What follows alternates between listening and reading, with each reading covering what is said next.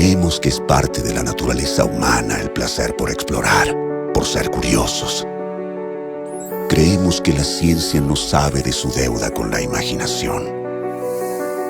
Los únicos límites existentes son los que uno se pone a sí mismo.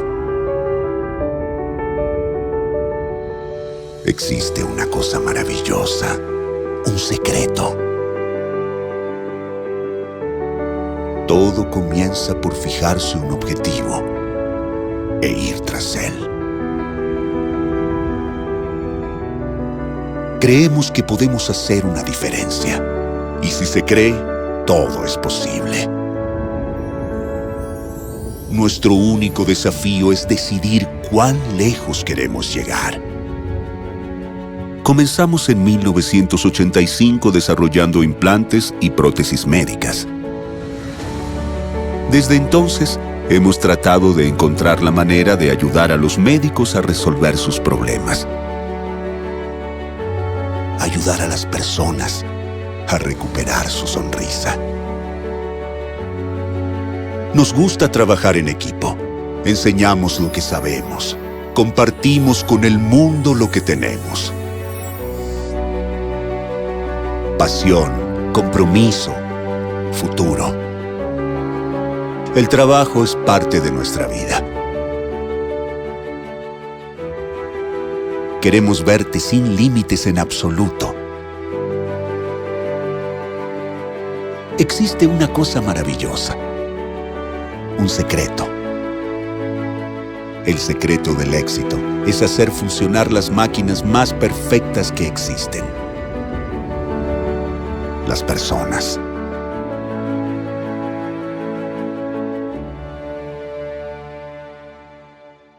Promedom. People plus Innovation. Hola, ¿qué tal? Buenas tardes a todos y a todas quienes están del otro lado. Disculpe por el inconveniente técnico que tuvimos. Ya le podemos dar inicio a la actividad. Les quiero dar la bienvenida a este webinar de neurointensivismo, donde nos va a estar acompañando el doctor Gustavo Domeniconi. El tema trata sobre la monitorización de la PIC y su vigencia e importancia actual. Sin irnos mucho en detalle, le voy a pasar la palabra a Eduardo Fierro como para que también presente al doctor. Y desde ya muchas gracias por estar del otro lado, conectados y para poder disfrutar juntos esta actividad. Muchas gracias. Bueno, gracias José, gracias Gustavo por estar aquí y gracias a todos los que van a participar de esta reunión, muy interesante reunión. Les comento quién es el doctor Gustavo Domeniconi. Es especialista en medicina crítica y terapia intensiva, miembro de la Sociedad Argentina de Terapia Intensiva, miembro del Neurocritical Care Society y actualmente, aparte de todas esas actividades, está como coordinador de terapia intensiva y subdirector médico del Sanatorio de la Trinidad de San Isidro. Gustavo, nuevamente gracias. Queda en tus manos esta presentación y bueno, está habilitado el chat de preguntas y respuestas para que vayan aportando sus preguntas o sus inquietudes. Muchas gracias. Bueno, muchas gracias. En primer lugar, agradecer a la empresa por el soporte técnico para esta sesión educativa. Gracias Eduardo, gracias José. Bueno, como ustedes podrán ver, hoy nos vamos a centrar en el monitoreo de la presión endocraniana y en especial su vigencia, digamos, y dónde estamos parados con respecto a esto, ¿no? Bueno, va a haber tres partes, la presentación que la acabamos de hacer, vamos a avanzar ahora con la sesión y por último finalizamos con una sesión seguramente de preguntas y respuestas, depende un poco de la inquietud de cada uno de ustedes. Bueno, ya me presento Eduardo.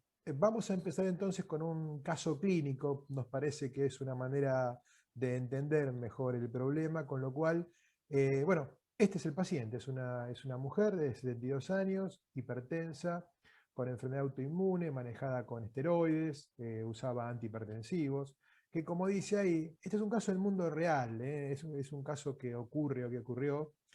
Bueno, ingresa a nuestra institución en estado de coma. El día anterior había tenido cefalea intensa, debilidad, alteración en el habla.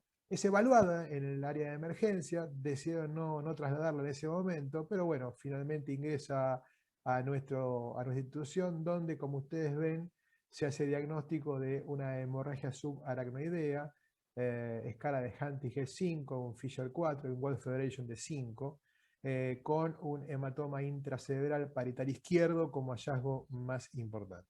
Las imágenes, acá pueden ver claramente en las imágenes cómo se observa un gran hematoma asociado a un hematoma subdural extenso. Marcamos aquí la línea media claramente desviada como signo de hipertensión endocraniana. Ustedes saben, el desvío de línea media marca la presencia de hipertensión endocraniana ya en las imágenes. Aquí la angiografía digital, como ustedes pueden ver, por lo menos una arteria carótida dismórfica con un gran aneurisma, aquí con un área donde se observa por donde evidentemente ocurrió el sangrado, bueno, el tamaño del aneurisma y demás, como causa justamente de este hematoma intracerebral en contexto de una hemorragia subaracnoidea.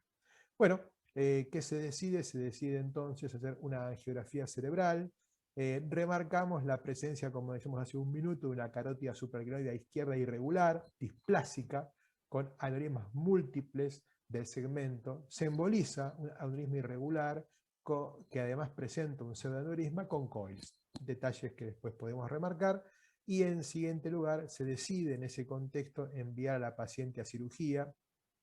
Bueno, en nuestra institución, a los pacientes con enfermedad neurológica los atiende un equipo interdisciplinario que está conformado justamente por el hemodinamista, el cirujano, el neurointensivista, una serie de personas que deciden la evolución clínica y deciden la terapéutica, y en este caso, bueno, se decidió evacuar el hematoma cerebral. Remarcamos que se observa un cerebro, como dice el cirujano, súper congestivo. Se hace una corticotomía a nivel frontal inferior y se evacúa el hematoma. Bueno, en este contexto y dada los signos clínicos y la evolución de la paciente, se decide además colocar un sensor de PIC según técnica, como ustedes pueden ver ahí, a 20 centímetros región frontal derecha, bueno, etcétera, etcétera, digamos, ¿no? Bueno, y acá nos encontramos ya en unidad de cuidados intensivos con la paciente, en este caso ya ingresada a la terapia, como ustedes pueden ver, monitorizada en este caso con un equipo, bueno, al lado de la cama, muy sencillo, muy fácil de utilizar, que sobre todo nos da la posibilidad de, en nuestro monitor central, observar, como ustedes ven aquí, la presión intracraniana online y en el monitor del paciente. En este caso lo que pueden ver ustedes es que tiene 9 de presión endocraniana, digamos, una presión endocraniana posoperatoria que está normalizada en contexto de un posoperatorio inmediato, digamos, ¿no? Bueno, aquí una vista detallada de la paciente, ocultamos la mirada por razones de respeto a la identidad personal, digamos, y bueno, en este caso usamos este sistema específico de monitoreo, muy útil, insisto, muy sencillo de usar, con una fibra que en este caso es flexible y que se coloca a través de un tornillo, dando seguridad sobre todo en la fijación, digamos, ¿no? Bueno, aquí una captura de pantalla específica de la monitorización a la que hacemos referencia. Ven ustedes, la PIC en este momento es de 9. Me interesa mucho que ustedes vean cómo la onda de PIC viene luego de la onda de presión arterial. Vean ustedes cómo se genera la onda sistólica y eso va a generar en el encéfalo unos segundos más tarde la onda de presión endocraniana. Insisto en la evidencia de tener ese dato en el monitor del paciente, digamos, ¿no? Como dato de mucho interés. Bueno, en este momento nos interesa mucho hacer una pregunta y nos gustaría que el público responda a través de la sesión interactiva. Si ustedes consideran necesaria algún otro parámetro para monitorizar, por sí o por no, ¿qué les parece? Si les parece que sí o les parece que no. Aguardamos la votación entonces.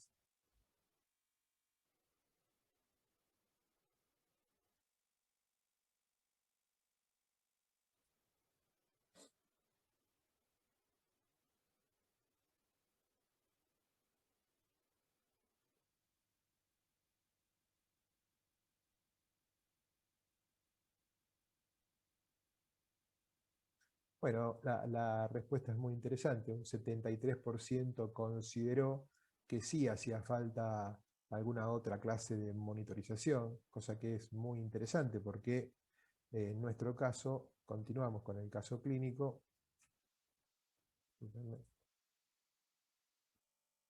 Bueno, nosotros tenemos la posibilidad en nuestra unidad de cuidados intensivos de hacer Doppler transcraniano. Entonces lo que hicimos para completar la evaluación, la valoración de la paciente justamente es hacer este estudio, donde lo que observamos básicamente es la presencia de un patrón de Doppler transcraniano con perfusión conservada. Vean ustedes como en un postoperatorio inmediato, con evacuación de hematoma cerebral, se observa una velocidad sistólica un poco más aumentada, pero con una velocidad media normal, con un patrón, con un IP, con un índice de pulsatilidad que está aumentado, que está demostrando por lo menos la presencia de aumento de resistencias intracraneanas.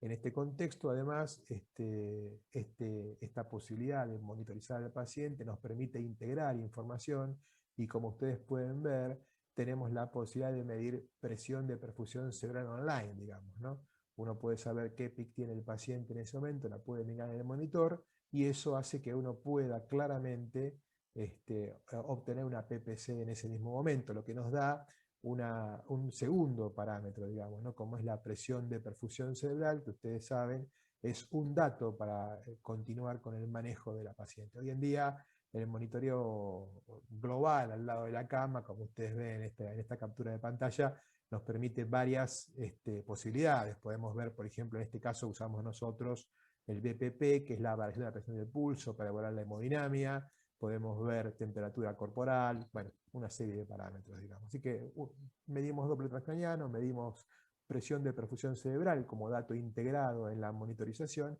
y además tenemos la posibilidad de hacer electroencefalografía, en este caso un patrón que está mostrando un electroencefalograma normalizado también, ¿no? Con algo de encefalopatía, predominio frontoparietal, que corresponde justamente al tipo de cirugía y a la lesión que la paciente presentaba en las imágenes iniciales. Bueno, entonces, ¿cómo sigue el caso? Hasta acá tenemos una paciente aniosa con un hematoma cerebral, un hematoma subdural, el diagnóstico de una hemorragia subaranoidea aneurismática, un aneurisma embolizado en el contexto de un mal grado, la evacuación del hematoma y presión intracraneana normalizada con monitoreo asociado de Doppler transcraniano para evaluar velocidades de flujo, electroencefalograma para evaluar lo cortical, y lo que sigue es saber cómo avanzamos con el caso. Entonces, ¿no? Bueno, como ustedes saben, nosotros lo que hacemos es medir Doppler transcraniano, hacemos un segundo Doppler de la paciente. Vean ustedes, en este momento está sedada con propofol, analgesiada con fentanilo y requiere uso de noradrenalina para sostener presión arterial. Vean ustedes en este estudio Doppler que hay algunos datos de mucho interés, ¿no? La PIC está normalizada en 7, pero a nivel izquierdo ya se observa un patrón con 163 de velocidad sistólica, un IP de 1.9, y al momento de hacer el Doppler tenemos la posibilidad de cambiar el transductor, usar un transductor lineal y medir diámetro en la vaina del nervio óptico, que nosotros tomamos como parámetro de corte 0.4 centímetros para el diámetro de esa vaina, y en este caso nos encontramos con una vaina del nervio óptico tanto derecha como izquierda de 0.6. Dos elementos que nos estaban alertando que algo estaba pasando. Un resumen de la situación, entonces digamos un patrón sistolizado a predominio izquierdo con un IP aumentado, un diámetro en la vaina del nervio óptico mayor a 0.4 y una presión endocraniana de 7, con lo cual valía la pena preguntarse qué pasaba, digamos, ¿no? Pero acá está la imagen del Doppler transcraniano. Queríamos mostrar este patrón tan característico, que es el patrón sistolizado, donde se observa una gran velocidad sistólica y una velocidad diastólica baja. Esto tiene muchas causas, digamos, porque ustedes saben que el aumento del flujo sanguíneo, del volumen minuto, provoca este patrón, que el aumento de consumo de oxígeno provoca este patrón, que el paciente con inotrópicos puede tener un patrón parecido a este, con lo cual uno tiene que rechequear la información para evaluar si esto que está viendo a nivel vascular y a nivel de la perfusión, bueno, tiene alguna correlación con lo que sucede a nivel endocraniano y a nivel de las presiones, ¿no? Bueno, y acá justamente vamos a mirar entonces una nueva captura de pantalla, donde observamos que ahora sí aparece correlato entre el Doppler transcraniano con un patrón ciritorizado y una presión intracraniana de 24, una PIC de 24, una PIC elevada. Si ustedes pueden ver, una TAM de 71, acá justo está tapada la PPC, pero claramente es un patrón de aumento de presiones endocranianas con un patrón de flujo por Doppler complicado, y mostramos aquí justamente en la evaluación de la forma de onda, que es muy importante. Ustedes vean que poder observar online la curva de presión nos permite justamente evaluar esto, ¿no? Que es la presencia de el patrón donde se observa una P2 mayor que una P1. ¿Esto qué significa? Significa que está incrementando la Gustavo, amplitud. ¿Sí? ¿Hola? si podría ser un poquito más alto, si es posible. ¿Cómo no? Sí, cómo no, cómo no. Gracias. No quería aturdir. Entonces, bueno, como decíamos, la P2 se observa mayor que la P1, y esto demuestra claramente la presencia de un componente de alteración en la presión endocraniana, pero además en la compliance cerebral. Algo está pasando que está haciendo que haya hipertensión endocraniana, pero que además ocurra cambios en la compliance. Claramente algo estaba pasando. Bueno, no tengo la posibilidad de yo usarlo porque no lo tengo en este caso, pero hay una aplicación que se llama Cerelink, que es una manera de guardar y de monitorizar justamente lo que se llama carga de presión endocraniana. Uno puede ver en ese monitoreo, digamos, cómo la presión va cambiando, cómo se va incrementando, cómo aparece una especie de histograma donde va mostrando momento a momento, digamos, qué ocurre con la presión de ese paciente. Yo estoy mostrando la monitorización global del paciente a través de un monitor, pero existe la posibilidad de, a través de sistemas de monitoreo hoy en día en el mercado, digamos, que nos pueden mostrar momento a momento qué ocurre con la variación de la presión endocraniana, digamos, ¿no? Entonces, uno puede inclusive, como ustedes pueden ver con el monitoreo multimodal, ir evaluando a través del flujo cerebral, medido por las velocidades de flujo a través del Doppler, a través del electroencefalograma con ese patrón encefalopático, y en este caso a través de las presiones,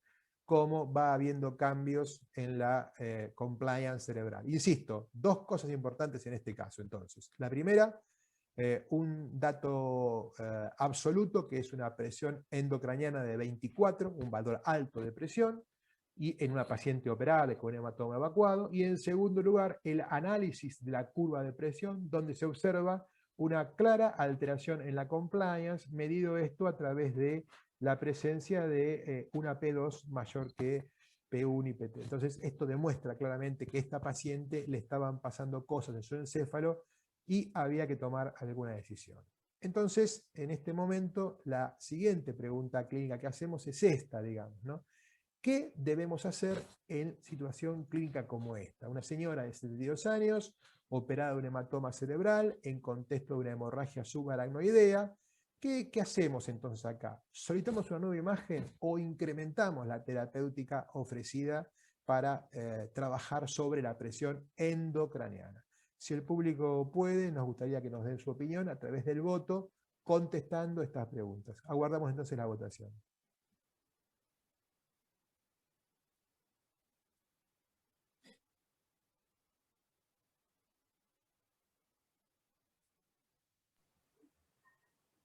Le doy unos segunditos más que ya terminan de votar.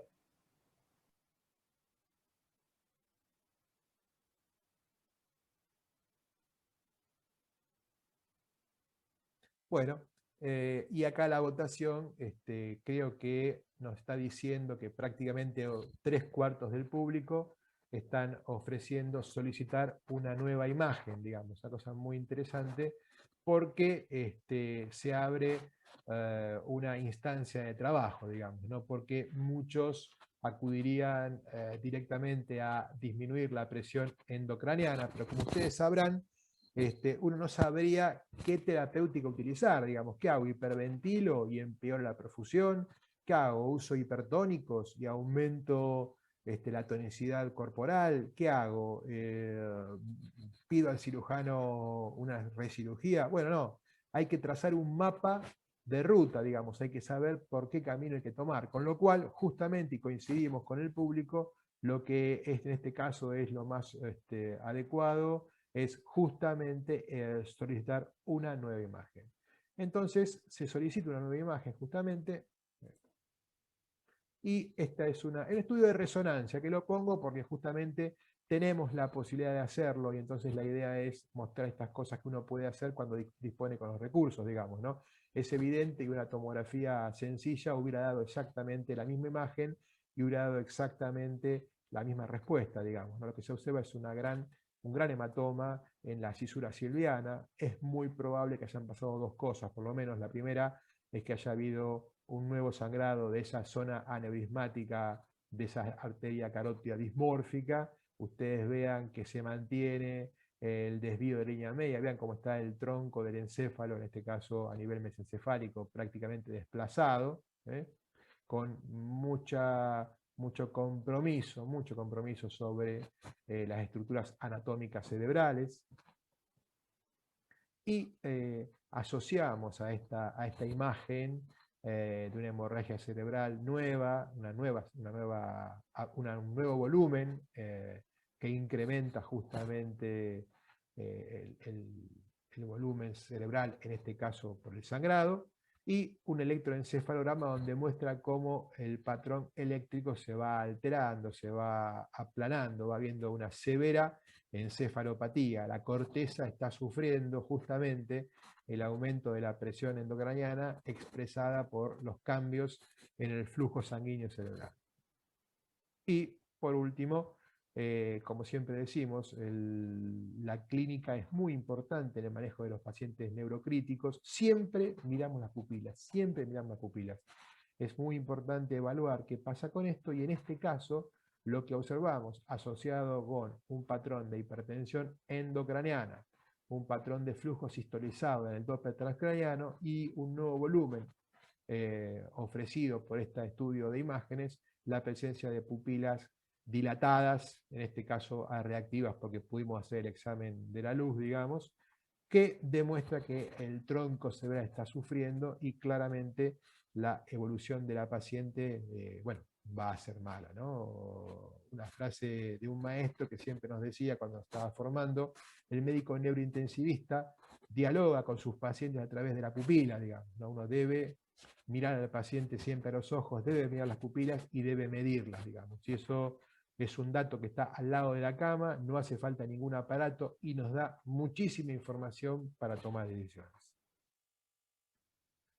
Bueno, el caso termina acá. Digamos, evidentemente es una señora que ha tenido una evolución tórpida, que ha tenido incremento en la presión endocraniana, que ha mostrado trastornos en el flujo sanguíneo cerebral aún antes de que se incremente la presión endocraniana, con lo cual es muy interesante la situación clínica de tener un catéter online con medición al lado de la cama, pero sin embargo la evolución ha sido tórpida y ha mostrado justamente la evolución de una paciente de esta característica. Bueno, quisiéramos avanzar entonces. Gustavo, ya que terminó el caso, si hay alguien que quiera hacer una pregunta, algún aporte sobre este caso que fue realmente muy bien presentado, muchas gracias. Si hay alguien que quiera hacer algún aporte, pregunta, comentario, lo podemos hacer ahora o más tarde en el chat. Está el doctor Picard, si no me equivoco, que Sí. le activamos el sonido por si quiere preguntarle, dado que había levantado la mano. Sí, había hecho un comentario en el chat. Sí. Hola, hola, ¿me escuchan? Hola, ¿Sí? Nelson, buenas tardes. Hola, ¿qué tal? Gustavo, a mí la curva de la PIC, de los primeros trazados, los que se ven en el monitor, me parece una curva bastante fea, por más que esté en valores normales, no pareciera una curva arterializada, ya no tiene diferenciación en picos, como sí tiene la que marca 24. Eso es lo que yo había señalado, o sea, si yo monitorizo la PIC y veo esa forma de onda, desconfío de la PIC.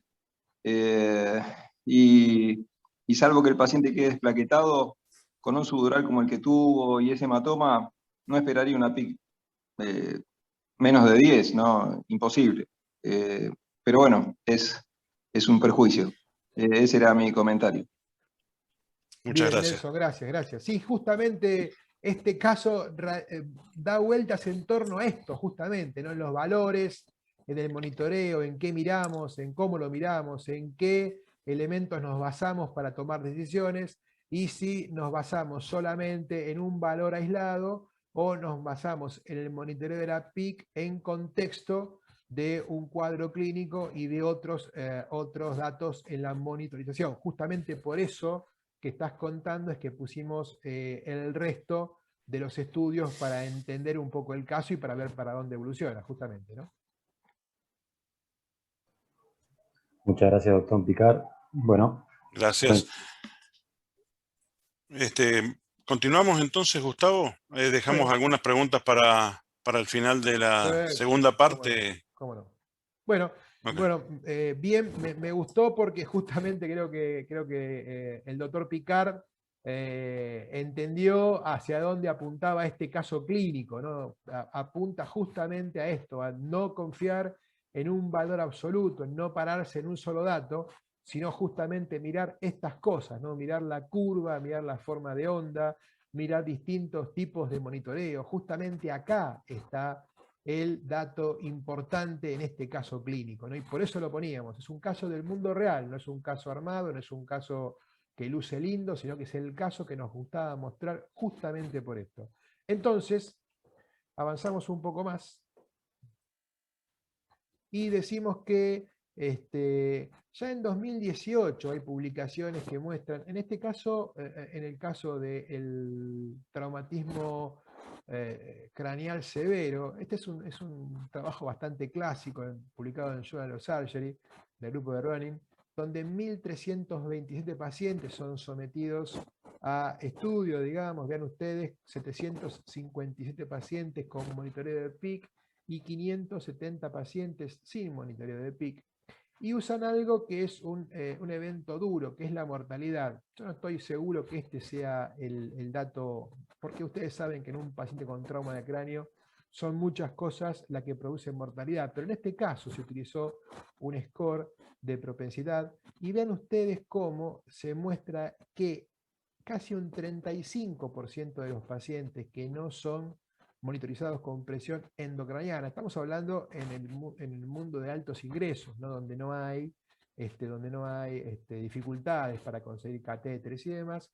Los pacientes tienen mayor mortalidad cuando carecen de monitoreo de presión endocraniana, digamos. De hecho, la conclusión que allí ponen es que justamente el uso de monitoreo de presión endocraniana está asociado significativamente con la mejoría en la sobrevida del paciente con trauma de cráneo severo. Segundo lugar, mostramos un estudio recientemente publicado, que es el Synapse IQ, un estudio publicado hace muy poquito en Intensive Care Medicine. Vean ustedes cómo me interesa que vean esta pantalla, porque muestra algunas cosas, digamos, ¿no? Se evaluaron 2.395 pacientes, la mitad con trauma de cráneo, un cuarto con hemorragia y un cuarto con hematomas, hemorragias subaracnoideas, perdón. 146 terapias intensivas, 42 países, más o menos un 15% en las Américas, o sea que representa más o menos cómo se monitoriza la presión endocraniana en gran parte del mundo. Representa lo que el estudio representa, digamos, ¿no? La validez externa del estudio habrá que discutirlo un poco. Ver ustedes cómo el objetivo es describir básicamente la práctica actual del monitoreo de la PIC a través del mundo, y si esto tiene alguna relación con los outcomes. Básicamente esto quiere mostrar el estudio, digamos. Acá ponemos un cuadro con algunos datos interesantes: 44% de pacientes no monitorizados, 56% de los pacientes monitorizados. Bueno, vean ustedes, estos datos son muy importantes, digamos, ¿no? Porque nosotros estamos en países, o por lo menos los que estamos aquí, en países de medianos y bajos ingresos, o sea que tenemos que centrarnos en esto, digamos, ¿no? Ven ustedes cómo el 89% vienen de países, cuando hablamos de monitoreo de la presión endocrinal, 89% vienen de países con altos ingresos y el 11% de países con bajos y medianos ingresos. Ahora cuando vamos a los pacientes no monitorizados, sube al 28% la cantidad de pacientes en países de medianos y bajos ingresos. Con lo cual, claramente, el carecer del soporte financiero adecuado tiene que ver con la práctica de monitorizar la presión endocraniana, digamos, ¿no? Algunos otros datos interesantes que tienen que ver con la mortalidad. Muestro acá a los 6 meses la mortalidad en pacientes que no han sido monitorizados asciende al 49%, mientras que la mortalidad de pacientes a los 6 meses que han sido monitorizados en países, el 89% de altos ingresos es del 34%. Entonces, hay alguna relación entre monitorizar la PIC y la evolución a corto y mediano plazo, digamos, ¿no? Y también hay alguna relación entre no monitorizar la PIC y la posibilidad de tener el soporte financiero para hacerlo, digamos, ¿no? Vean ustedes cómo la otra parte interesante de este estudio es la evolución neurológica desfavorable, como sube prácticamente al 65% cuando no se monitoriza la PIC y como es aproximadamente del 60% cuando se la monitoriza, digamos, ¿no? Con lo cual, el hecho de monitorizar PIC está hablando de dos cosas, está hablando de la gravedad del paciente y está hablando de que los outcomes van a ser malos en muchos casos, independientemente de que la PIC sea monitorizada, digamos, ¿no? No os quiero aburrir con más datos técnicos epidemiológicos, ahí tienen, bueno, intervalos intercuartilos, hazard ratio y demás, van para el mismo lado porque quien publica el estudio está intentando demostrar esta hipótesis justamente. El grupo de Chiteri, el grupo de primer nivel, digamos, con un montón de amigos entre los autores, ¿no? Y bueno, y acá la pregunta entonces, que estamos aquí en esta tarde intentando discutir un poco acerca de monitoreo y demás, es si usted utiliza en su lugar de trabajo monitoreo de la presión intracraniana, sí o no. Me interesa mucho esta respuesta, digamos, ¿no?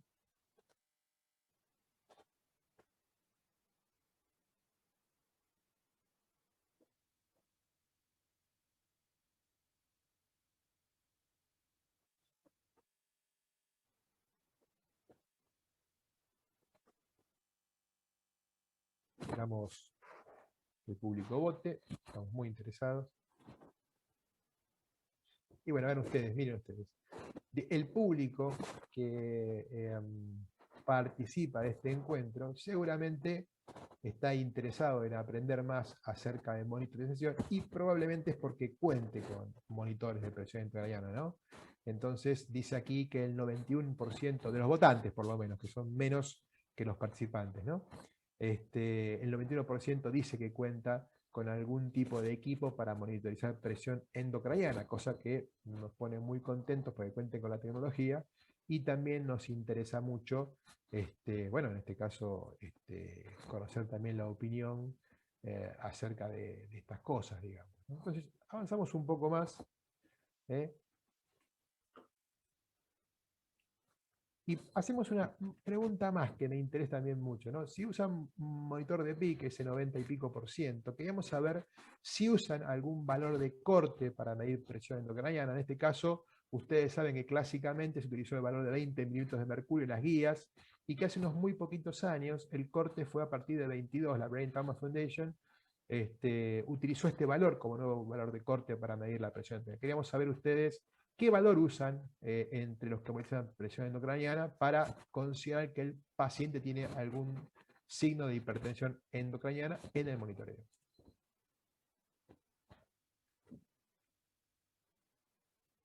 Aguardamos la votación.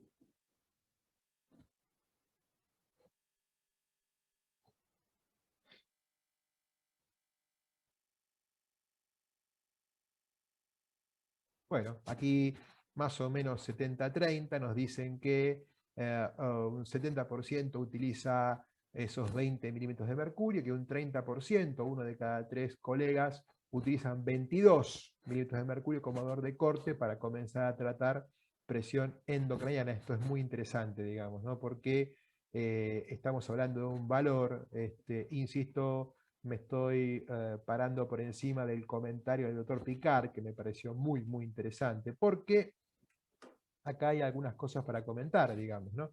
Hay un trabajo que se publicó el año pasado de Lazaridis y de Fernando Goldenberg. Fernando trabajó en Argentina mucho tiempo. Miren las cosas que dice. Dicen que uno debería ir de justamente, ¿no? de umbrales a valores, a heurística. Vamos a pensar un poco en torno a esto, que es la parte que a mí me parece más interesante y que tendría que ser el disparador, de esta sesión, digamos. Brain Tumor Foundation recomienda tratar la PIC por encima de 22, porque los valores epidemiológicos, hubo un trabajo publicado, dijeron que por encima de 22 había mayor morbimortalidad en un trabajo nivel 2B. La otra cosa que dice este artículo es que este paradigma de tratamiento de umbral genérico es criticado por varias razones, incluidas cuestiones metodológicas, razones fisiopatológicas. Acabamos de mostrar un caso clínico donde los valores son relativos, digamos, a muchas cosas, y no hay un alto nivel de evidencia en cuanto a resultados clínicos para utilizar estos valores como datos absolutos, digamos, ¿no? Y este cuadro, que me parece muy interesante, muestra 3 cosas, digamos, ¿no? Muestra como 3, dice el autor, approach heurísticos. Ahora hablamos un segundo de esto de la heurística, dónde apuntamos, digamos, ¿no? Primero, va a hablar de este approach de un protocolo basado en evaluación clínica, digamos, que es el que usó el Bestrip, publicado en New England hace ya varios años, digamos, ¿no? Donde no hay un límite, no hay un umbral para la presión endocraniana, no se observaron diferencias en el outcome clínico si usaba uno este protocolo de monitoreo basado en la evaluación clínica contra los valores, contra los parámetros de la Brain Trauma Foundation, pero que requirieron bastante intensidad terapéutica, más intensidad terapéutica, dice específicamente el autor en este cuadro. Después hay un segundo camino, que es el parámetro de la Brain Trauma Foundation, que es mantener la presión endocraniana por debajo de 22, de acuerdo a estos trabajos que veníamos nombrando, con una PPC entre 60 y 70, le sumamos el examen clínico, imágenes. Otra vez hay umbrales genéricos, hay otra tabla que no la vamos a discutir ahora, fast y frugal, dice ahí, ¿no? Rápido y sencillo. Este protocolo demuestra decrementar la mortalidad y es transparente y fácil de aplicar, porque es una serie de escalas terapéuticas que uno va sumando, digamos, para trabajar con esto. Y por último, la alternativa de monitoreo multimodal. Vean ustedes como arriba dice less more, de menos monitoreo a más monitoreo. Bueno, presión tisular de oxígeno, flujo sanguíneo cerebral, electroencefalografía continua, Doppler transcraniano, presión CPP óptima. Bueno, entonces aquí la diferencia es que uno trata de individualizar los parámetros, individualizar los umbrales, se vigilan más los parámetros de injuria secundaria. Es complejo, está basado en optimizar los datos del tratamiento y del monitoreo, y es más difícil de poner en práctica. Entonces habría como una especie de abanico que va desde un protocolo basado en imágenes y clínica, pasando por un protocolo más rígido de la Brain Trauma Foundation y cerrando en lo que es monitoreo multimodal, algo más parecido al caso que presentamos, mostrando muchos parámetros, mostrando muchas cosas y demás.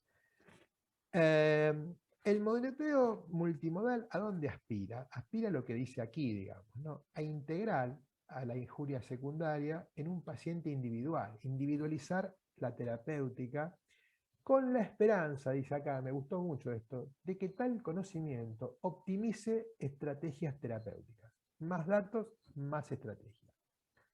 Por otro lado, nos dice Christos, se enfatiza que la optimización rara vez es posible en el mundo real.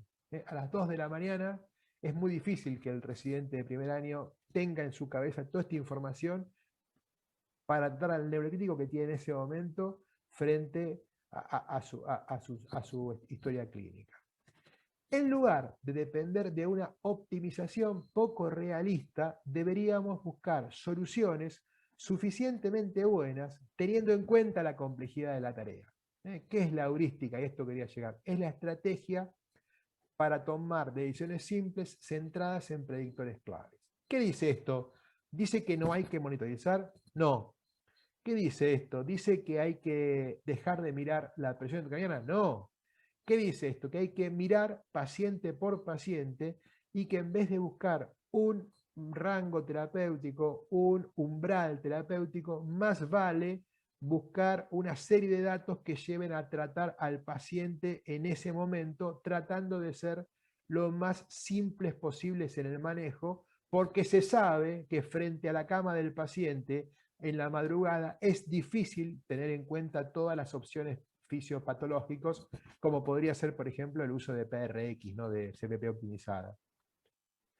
Y un segundo artículo que quiero compartir con ustedes, que es el trabajo justamente publicado también el año pasado por Randall Chestnut y por el doctor Videtta, que discuten otra vez y argumentan, como dice aquí, en contra de un tratamiento fijo basado en umbrales. 22, 24, 20, son umbrales que significan nada más que eso, un umbral. Y en cambio nos muestran que uno podría enfocarse, como dice un poco ahí, en un manejo basado en un approach distinto, digamos, ¿no? Determinado por la intensidad en el tratamiento y por una especie de estratificación en la morbimortalidad. Yo ahí remarco, ellos hablan de una revolución científica, ellos dicen que el manejo del trauma craneano se encuentra bajo una revolución científica con el desarrollo del monitoreo de la presión intracraneana, ¿no? Antes de esto había pacientes con trauma craneano tratables y no tratables. Con el advenimiento de la presión endocraniana aparece la posibilidad de saber qué estaba pasando con ese paciente y cómo manejarlo. Entonces, se abre una nueva manera de ver al trauma craneano. Y como dice acá, y esto me parece muy importante, descartando la creencia que existe un valor crítico y absoluto en trauma de cráneo, en este caso, que es lo que discuten ellos, se abre un universo de aproximaciones terapéuticas. Esto es la medicina individualizada, digamos, ¿no? Es aceptable enfocarse más que en un valor absoluto, en un rango de medidas, digamos. A lo mejor no hay que usar 22 de PIC, 24 de PIC, a lo mejor hay que usar lo que mostramos en el caso clínico, cómo es la forma de onda, cómo es la evolución. Antes hablábamos de un sistema de monitoreo que nos puede mostrar un rango terapéutico de presiones endocranianas, una carga de presión endocraniana. El mismo Bestrip sugiere, el estudio publicado en New England por este grupo de trabajo, sugiere que un protocolo basado en imágenes y clínica podría ser llevado a cabo. La literatura sinceramente muestra que la PIC disminuye mortalidad y mejora el resultado a corto y mediano plazo, ¿no? Sin embargo, esto depende mucho de los ingresos de los médicos tratantes, de los ingresos de los sistemas de salud tratante de los pacientes. ¿Qué hacemos? ¿No tratamos a los pacientes? No, los tratamos, optimizamos el tratamiento, tratamos de usar los sistemas de monitoreo mejores, más útiles, más adecuados para nuestros pacientes. Cierro con estas tres cosas. 1. El objetivo de la terapia de precisión para presión endocraniana debería ser minimizar el sobretratamiento, evitar sobretratar, evitar tratar por las dudas, evitar llenar al paciente de fluidos, llenar al paciente de sal, llenar al paciente de drogas, llenar al paciente de sedación y tratar lo que estamos viendo en ese momento. El concepto revolucionario es reemplazar el tratamiento basado en PIC por el tratamiento basado en trauma de cráneo. ¿Qué estamos diciendo acá? No miramos el número, miramos la situación clínica del paciente y utilizamos el monitor de la presión endocraniana como dato en el medio de un arsenal de datos que aparecen para mirar a ese paciente. El título de la charla era Trucos para mirar la presión endocraniana. Y los trucos son estos, es individualizar el tratamiento en cada paciente y no usar un valor único para todos los pacientes en el mismo momento. Y en tercer lugar, con la PIC como una herramienta, no como el objetivo terapéutico. No trato 22 o 24 de PIC, trato, en nuestro caso clínico, a una mujer de 72 años con un hematoma cerebral operado, con un hematoma subdural evacuado y con un, en este caso, digamos, un coil colocado para trabajar sobre un aneurisma cerebral.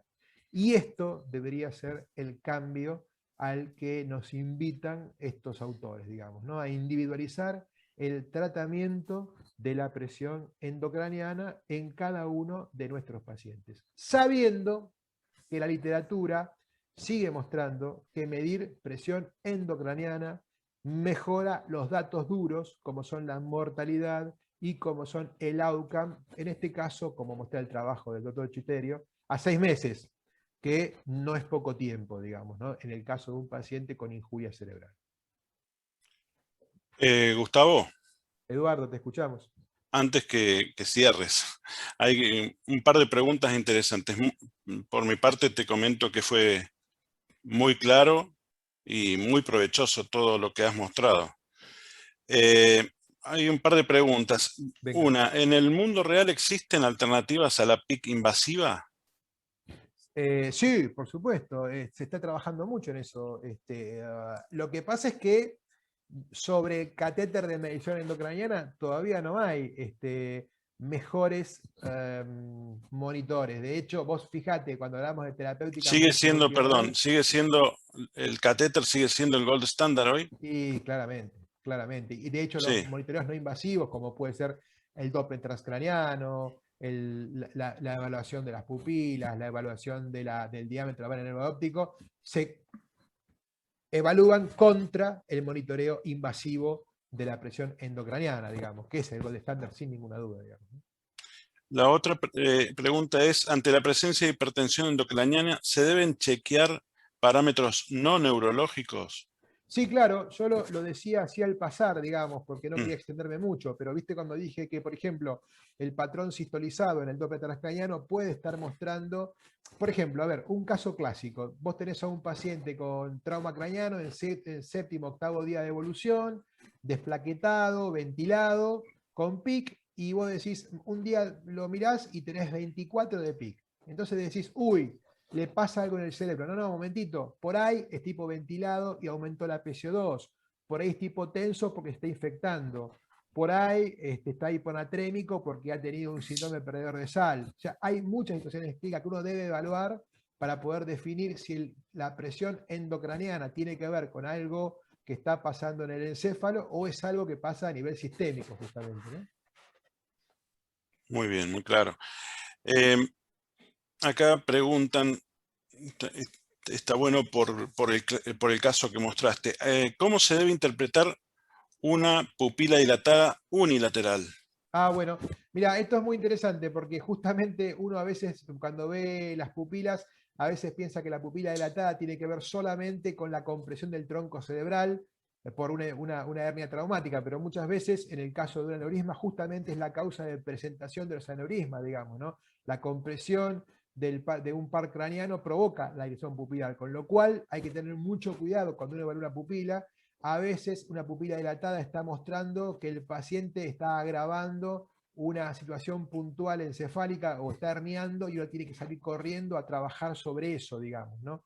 Hay como la creencia de que una pupila dilatada es un hecho terminal en un paciente neurocrítico y es todo lo contrario, ¿no? Todo lo contrario, es un hecho alarmante que debe ser resuelto rápidamente y que no se debe dejar pasar, digamos, ¿no?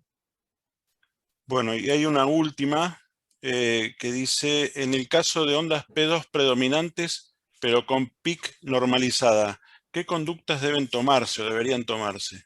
Bueno, justamente es una muy buena pregunta, Está, porque sí, ya lo estuvimos explicando, que tiene que ver con la compliance encefálica, digamos. No puede tener PIC normal o normalizada. Cuando digo normalizada no es un hecho lingüístico, sino que estoy hablando que es un paciente con la presión endocraniana en rango normal, pero normalizada por tal vez una gran intensidad terapéutica, tal vez con terapéutica osmótica, tal vez con hiperventilación, tal vez con cirugía.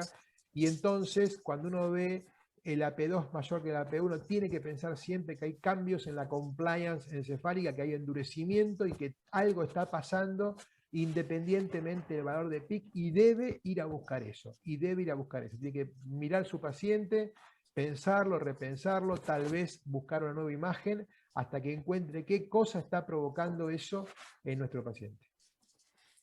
bueno, acá surgió otra pregunta, Venga. Gustavo. Dice, ¿cuál es el valor de la PIC normal en un cráneo con craniectomía? Y un comentario, ¿es un valor real? Gran pregunta, gran pregunta. El doctor Servadei en una publicación nos dice justamente que el paciente con craniectomía hace hipertensión endocraniana, que hay que medir la PIC, y nos dice que los pacientes con hipertensión endocraniana pueden tener mala evolución. Ahora, después de esta charla, si yo dijera que el valor de PIC normal en un paciente craniectomizado es 15, estaría mintiendo.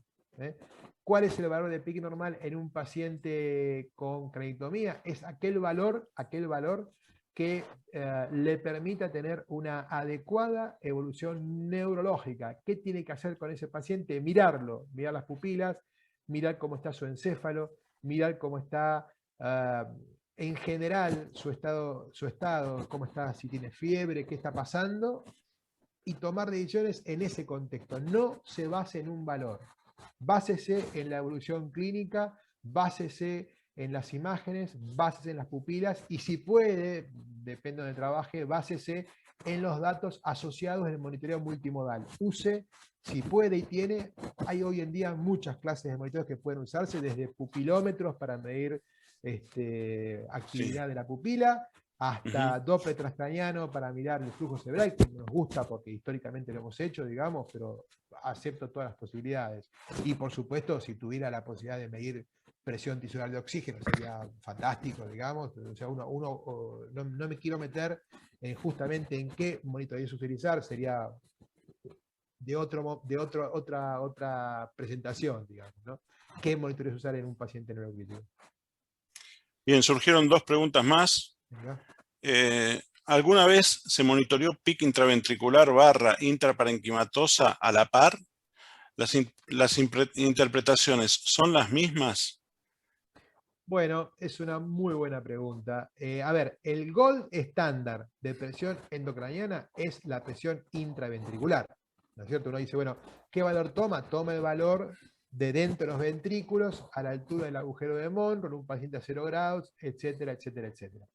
Si uno compara presión endocraniana intraventricular contra presión endocraniana intraparenquimatosa, los valores son sumamente parecidos. De hecho, los estudios sobre las distintas fibras, yo hoy mostré en el caso clínico, por mostrar, digamos, un paciente con un Codman flexible, y la verdad que en el tiempo inclusive no van variando, digamos, con lo cual no conozco un estudio clínico reciente que esté mostrando esto, porque ya se sabe en estudios muy antiguos, digamos, de más de 20 años, que son valores muy parecidos. Por eso, de hecho, y para evitar, porque lo que sí sucede es que en los catéteres intraventriculares, a partir del 5.º día, aumenta la posibilidad de sobreinfecciones, con lo cual se prefiere justamente la fibra intraparenquimatosa porque es mucho más benigna para el paciente, digamos, ¿no?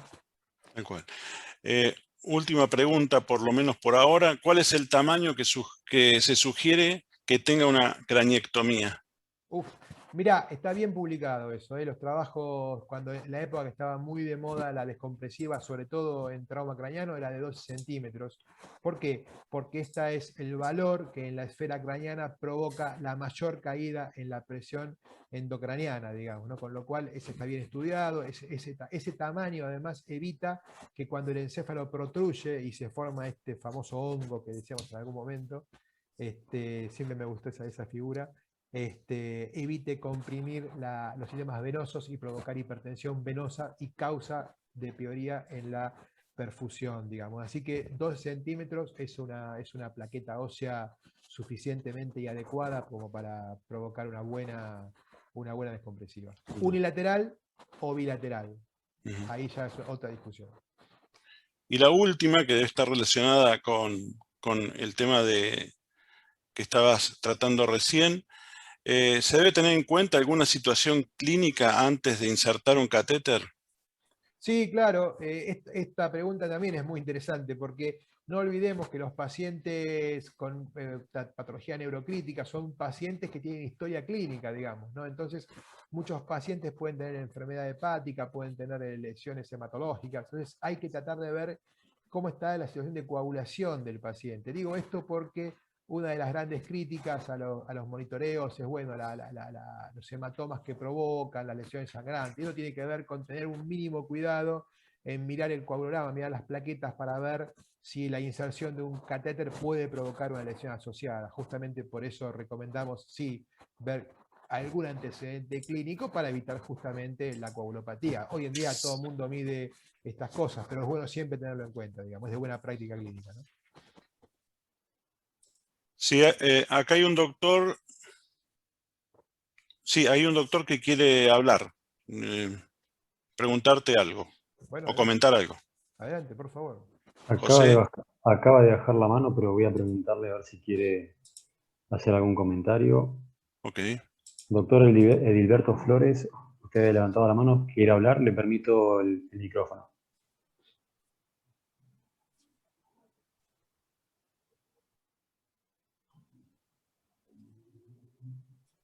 Bueno, quizá habrá sido algún error. Bueno, ya está entonces. Bueno, antes que te despidas, Gustavo, hago 2 avisos parroquiales. Venga. Bueno, uno que estamos distribuyendo vía internet o vía virtual el póster del CIVIC que mencionaste hace un momento, que está en español y fue producido gracias al aporte de Integra Codman. Está en español y está en PDF para quien lo requiera. Y lo otro, cuando mencionaste CereLink, que es el monitor que tiene Codman, un monitor que es autónomo, es decir, no necesita del monitor de cama, ya está disponible en varios países. En Argentina se lanzará próximamente. Muchísimas gracias. Bueno, gracias, insisto una vez más, gracias a la empresa por haber dado el soporte técnico. Es muy difícil hacer una presentación de este tipo que llegue a mucho público, con lo cual agradezco en serio a la empresa que nos permitió este momento, nos permitió distribuir estas ideas por ahí un poco difíciles de entender, pero con muchas ganas de que la gente empiece a pensar en estas cosas. Así que muchas gracias. Y gracias al público por este rato. Y como siempre decimos, ¿no? Gracias por pensar en el intensivismo. Muchas gracias. Muchas gracias, Gustavo. Muchas gracias, Edu. La verdad que fue un excelente webinar, una excelente presentación, casos, la interacción. Así que bueno, esperemos que lo hayan disfrutado del otro lado y gracias por conectarse. Estén atentos a próximas actividades que van a estar surgiendo prontamente. Y bueno, estaremos en contacto. Cuídense y les mando un saludo. Que tengan buenas tardes. Muchas gracias a todos. Buenas tardes. Gracias, Gustavo. Gracias, José. Hasta luego.